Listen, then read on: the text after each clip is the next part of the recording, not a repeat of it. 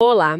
Hoje a gente vai mergulhar num material que nos confronta com uma frase assim que é muito poderosa e ao mesmo tempo um pouco intimidadora.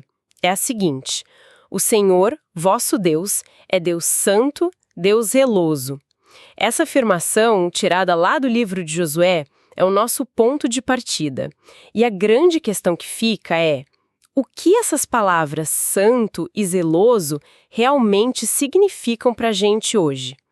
Porque, sinceramente, elas podem soar um pouco distantes, sabe? Até meio autoritárias. Mas o material que a gente tem em mãos sugere que, na verdade, elas abrem uma porta para a gente entender temas super atuais, como fidelidade, o que a gente valoriza de verdade na vida e a natureza de um relacionamento genuíno com o divino. É exatamente esse o ponto.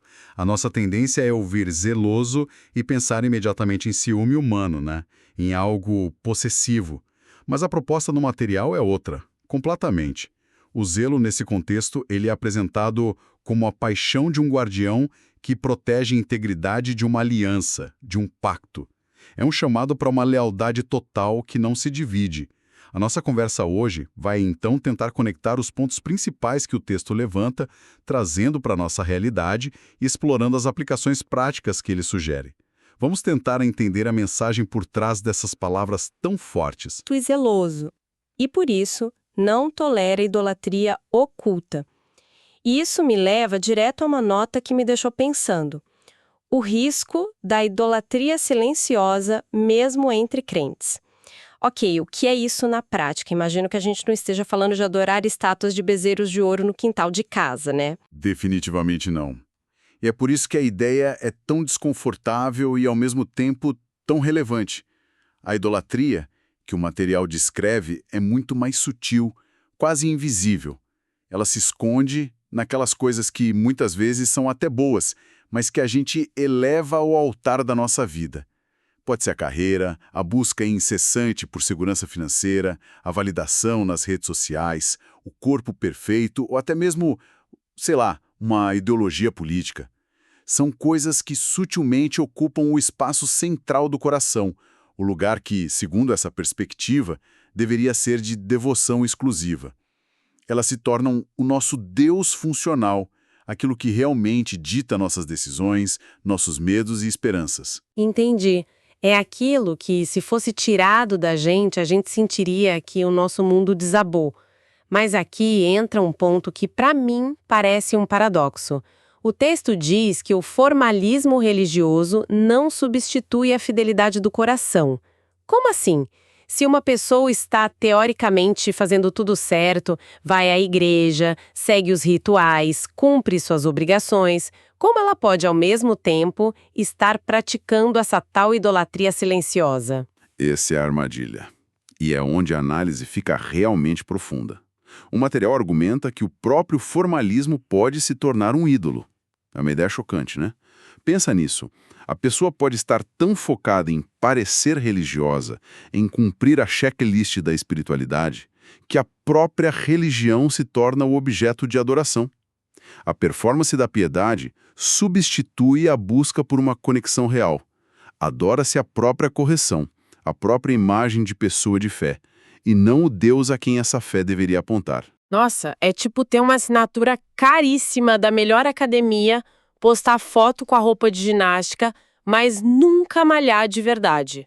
A aparência tá toda lá, mas a transformação interna, que é o objetivo final, simplesmente não acontece. Analogia perfeita. A prática se torna o fim em si mesma, e não um meio para um relacionamento. E isso nos leva direto a um dos pontos do resumo prático que temos aqui. Santidade exige renúncia consciente ao pecado. A santidade, da forma como é descrita, não é sobre ser perfeito ou seguir regras passivamente. É uma batalha diária. É o ato consciente de olhar para dentro e perguntar: o que está no trono do meu coração hoje? E então, ter a coragem de renunciar a esses ídolos silenciosos que se disfarçam de coisas importantes. É um alinhamento interno constante. não uma conformidade externa. Ok, essa tensão em que a aparência e a essência ficou bem clara, mas isso me leva a outro ponto do material que parece à primeira vista uma contradição ainda maior. A fonte afirma com todas as letras: liberdade de escolha torna o amor genuíno. Agora, como isso se encaixa com a imagem de um Deus zeloso, que soa exclusivo, que não aceita a concorrência? Como um zelo tão intenso pode coexistir com a liberdade total de escolha? É fascinante, porque o argumento é que um não apenas coexiste com o outro, mas um depende do outro para fazer sentido. A chave está em outra frase do resumo prático. Amor não pode ser forçado, é escolha voluntária. Um relacionamento autêntico, seja com outra pessoa ou com o divino, não pode ser fruto de coerção. Se não existisse a liberdade de dizer não, o sim não teria valor algum. Seria apenas programação, uma resposta automática. A lealdade só é preciosa porque a traição é uma possibilidade real. Certo, mas a palavra zelo ainda me incomoda um pouco. É muito fácil confundir com ciúme e com controle. Na prática, no dia a dia de um relacionamento, como se diferencia uma coisa da outra? Onde está a linha que separa um zelo protetor de uma possessividade tóxica? Ótima pergunta. O material nos ajuda a traçar essa linha. O ciúme humano geralmente nasce da insegurança, do medo de perder, do ego. O zelo divino, como apresentado aqui, nasce do valor da aliança. É a reação à quebra de um compromisso que foi feito livremente. Pense na menção que a fonte faz à aliança registrada. Isso não é uma imposição, é um pacto, um acordo sagrado com responsabilidades de ambos os lados.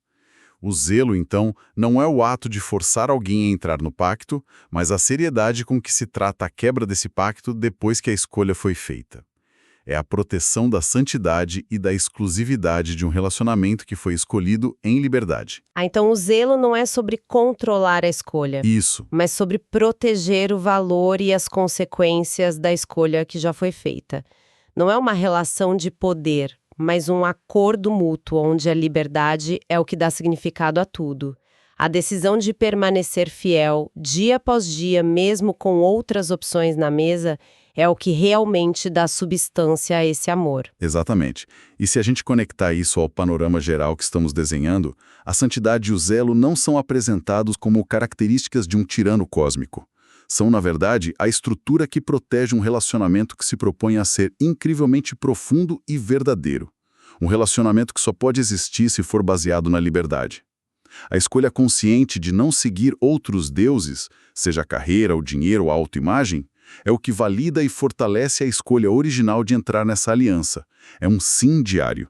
Então essa responsabilidade pessoal é a base de tudo. Mas o material deixa bem claro que isso não termina no indivíduo, certo? A conversa se expande para a comunidade.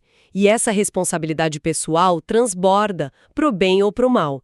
É aqui que entram os próximos pontos.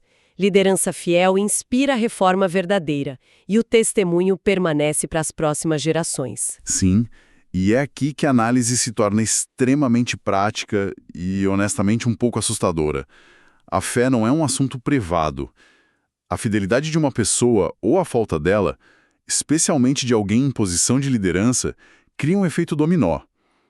Uma liderança que vive de forma coerente com o que prega tem um poder imenso. Não de forçar, mas de inspirar uma comunidade inteira a fazer seu próprio exame de consciência, a confrontar suas próprias idolatrias silenciosas e buscar uma mudança que venha de dentro para fora. E tem uma frase no resumo que, embora seja um clichê, ganha um peso absurdo nesse contexto. O exemplo fala mais alto que discursos. A gente ouve isso desde criança, mas aqui não é só um ditado popular, é o centro da ideia de legado.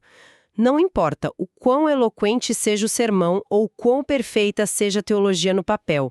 Se a vida da pessoa não validar essas palavras, tudo se desfaz. Exatamente. E o material vai mais fundo, usando o termo coerência diária. Isso é crucial.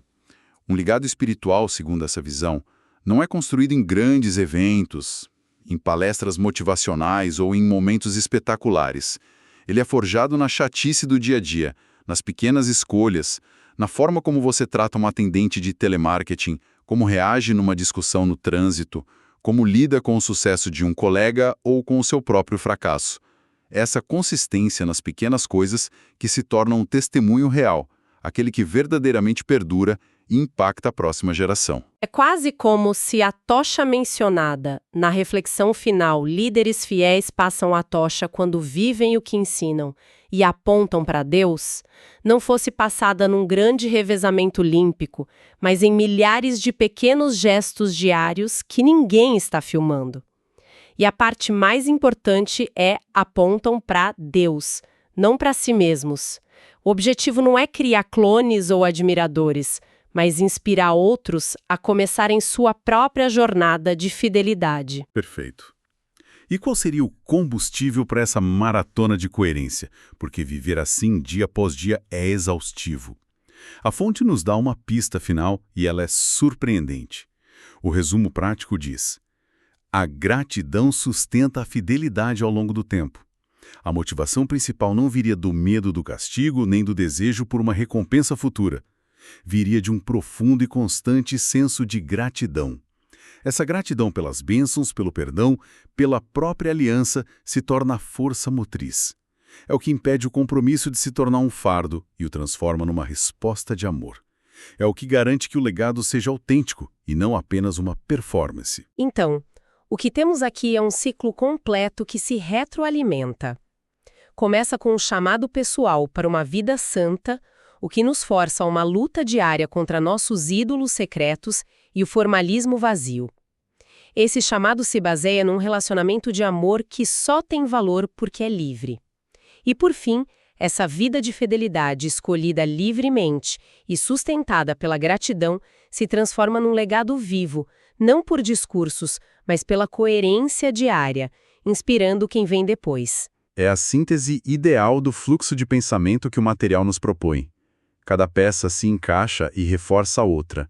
Não são ideias isoladas, mas uma visão integrada de como seria viver essa aliança com um Deus que se define como santo e zeloso. Certo, então, para amarrar nossa conversa, o que a gente extraiu desse material foi, primeiro, um convite para olhar para dentro e ir além da aparência, da religiosidade de fachada, para lutar contra as idolatrias sutis que dominam nosso tempo.